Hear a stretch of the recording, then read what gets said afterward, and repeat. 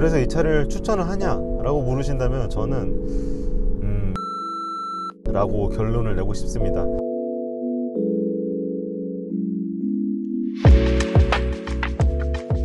UX 디자인부터 잠깐 보여드릴게요. 이 차는 사실 드릴 말씀이 거의 없습니다. 왜냐면 뭐 그릴도 그렇고 램프나 뭐 휠이나 이미 있던 디자인입니다. 예를 들어서 전기차는 보통 그릴을 막죠. 공기저항을 줄이려고 그릴을 막는데 얘는 그러지도 않고 원래 UX 250H에 있던 그릴을 그대로 썼습니다.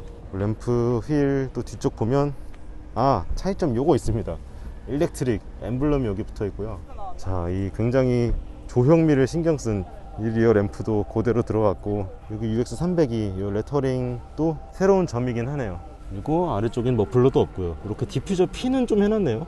요게 제가 타게 될 UX 모델인데 실내 잠깐 보여드리자면, 자, 익숙하죠. 뭐 운전대, 이 시트, 또 계기판 많이 봤던 것들입니다. 기어 레버는 다릅니다.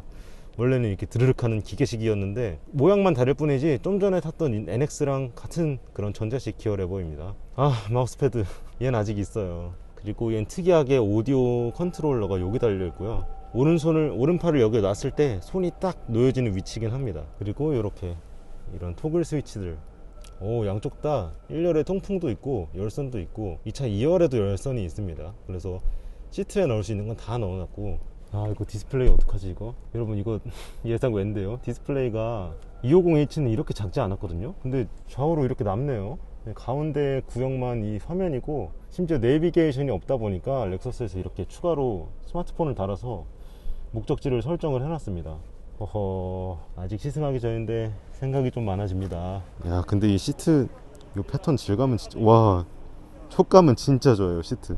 그리고 뒷자리 볼까요? 뒷자리는 앞서 타셨던 분 키가 몇인지 모르겠지만 다들 아시죠?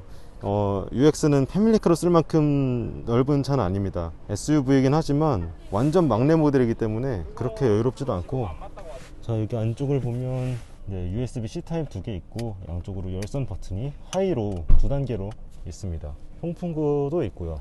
그리고 암레스트는 이렇게 있는데 얘는 이빨은 없네요. 그냥 동그랗게 처리되어 있습니다. 트렁크 보겠습니다. 전동식은 아니고요.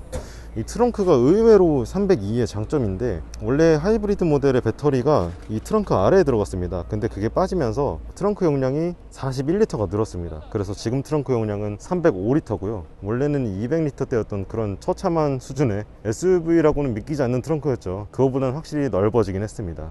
그럼에도 경쟁 모델이라고 할 수 있는 뭐 벤츠 EQA 340L 이런 용량보다는 조금 작습니다. 안쪽을 볼까요? 안쪽엔 이렇게 충전기가 꽉 차 있고, NX에 비하면 그렇게 여유로운 편은 아닙니다. 틈새에 좀 여유 공간이 있고, 안쪽으로 깊은 그런 공간이 추가로 있진 않네요. 자, 여기도 4kg짜리 고리가 있고, 금속 고리 총 4개가 이렇게 구석구석 있고요. 또 폴딩도 6대4로 됩니다. 자, 그리고 UX302는 충전 포트가 2개입니다. 오른쪽에는 완속 충전 포트가 있고요. 자, 반대쪽, 자, 킬링 포인트죠. 차데모가 들어갔습니다. UX도 급속 충전을 하려면 차데모 충전기를 찾아서 가야 됩니다. 제가 그 충전기 찾는 어플로 조금 보니까 충전기가 3대 이상 있는 곳에는 그래도 차데모가 한 대씩은 있더라고요.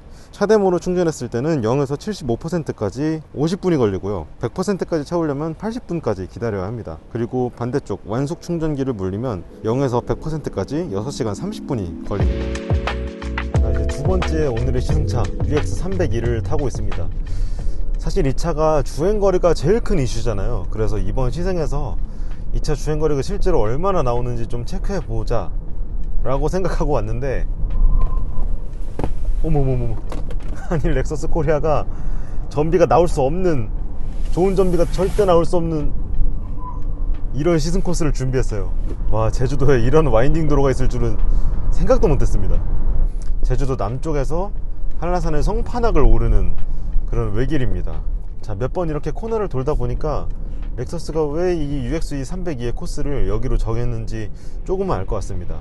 이 차는 단순히 UX250H의 밑에다가 배터리를 끼워 넣기만 한 그런 차는 아니더라고요. 대략 55kWh 배터리를 넣으면서 이 차의 밸런스가 많이 달라졌습니다.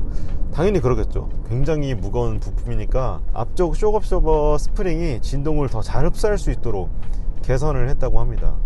그리고 배터리 때문에 무게중심도 달라졌습니다. 원래 UX의 무게중심 위치는 지면에서부터 593mm였는데 거기서 63mm나 낮아졌습니다. 530mm까지 낮아져서 이 운전자의 엉덩이 위치와 그 무게중심의 위치가 굉장히 비슷해졌다고 합니다. 그래서 운전 재미도 훨씬 더 뛰어나졌다고 하네요.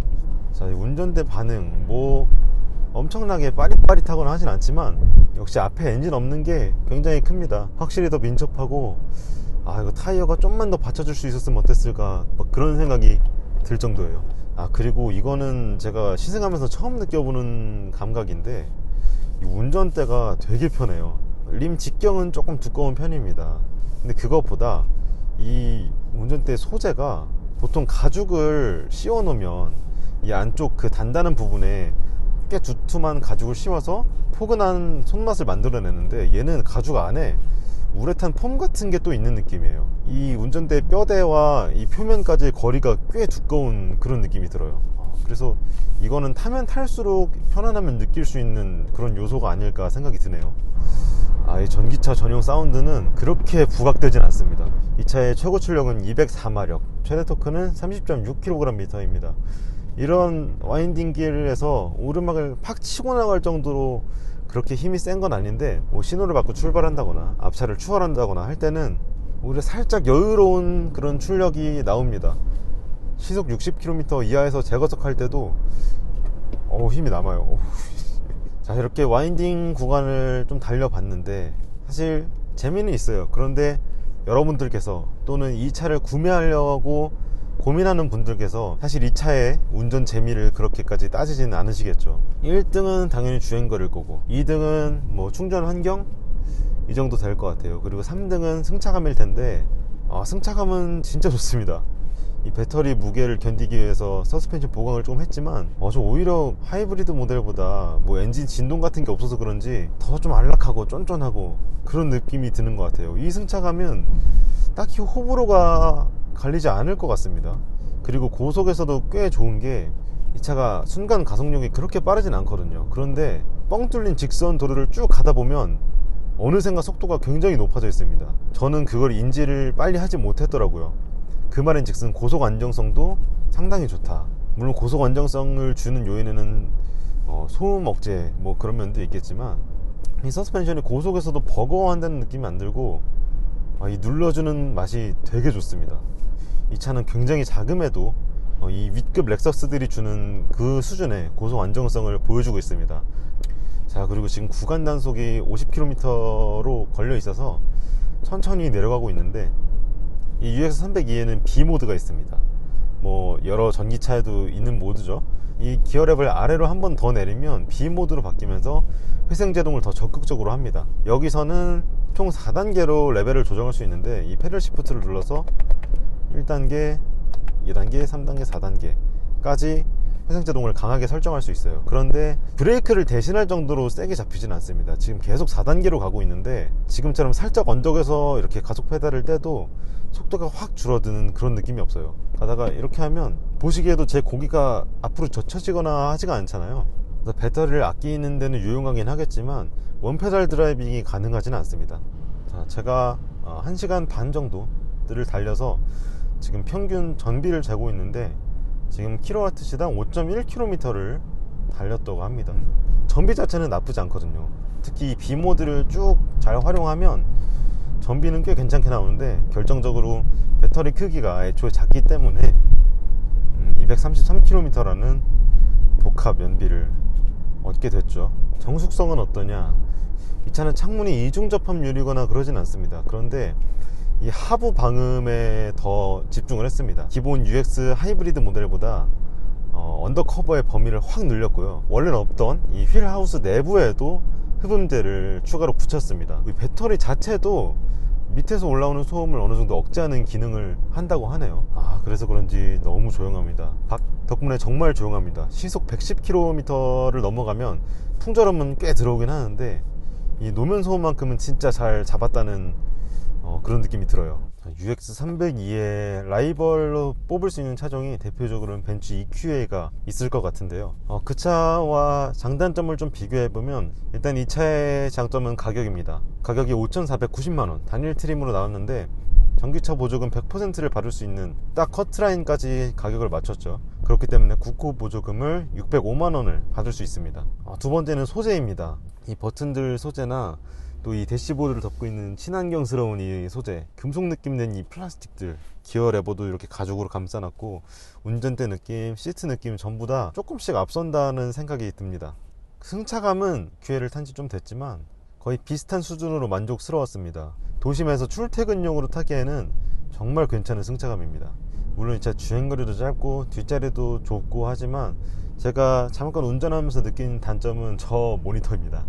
안드로이드 오토 그리고 애플 카플레이 유선으로 연결이 되긴 합니다. 그런데 애초에 저 모니터 크기가 너무 작다 보니까 연결을 해도 그렇게 시원시원하거나 하지가 않아요. 요즘 시대는 받아들이기 힘든 좀 크기입니다. 그리고 계기판은 사실 뭐 단점이라고 하기에는 어차피 이 차가 전기차 전용 모델도 아니고 완전히 똑같습니다. 저 심지어 배터리 잔량 게이지도 원래 연료 게이지에 옆에 그림만 바꿔서 그대로 썼고요.